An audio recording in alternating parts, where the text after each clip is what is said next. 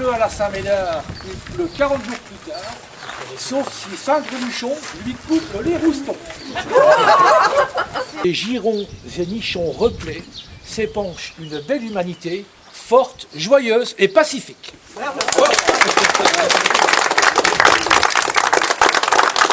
Certains avancent que celui-ci, en fait, aurait dupé tout le monde.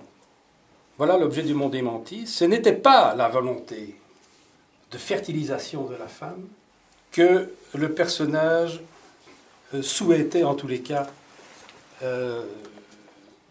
vivre à l'époque.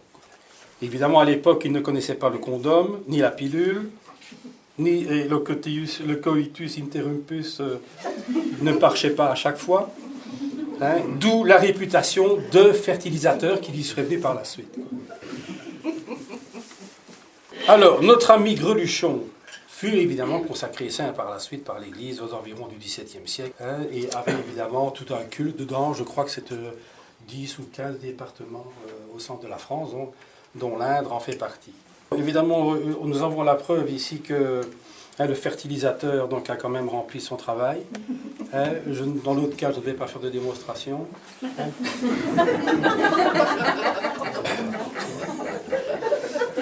Donc on va en rester à la première interprétation. Bon,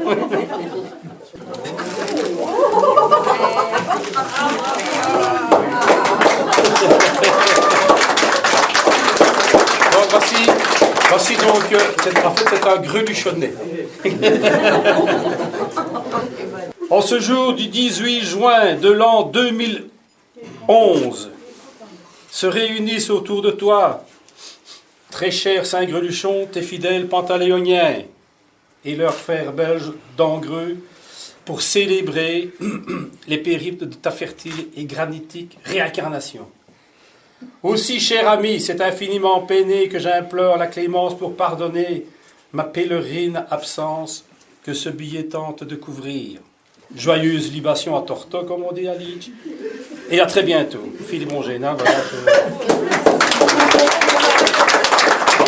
Consultez Saint Greluchon avec ferveur, mais tâchez d'éviter toute forfanterie d'un gratouillage proctocolaire, trop appuyé, pouvant émasculer sa générosité.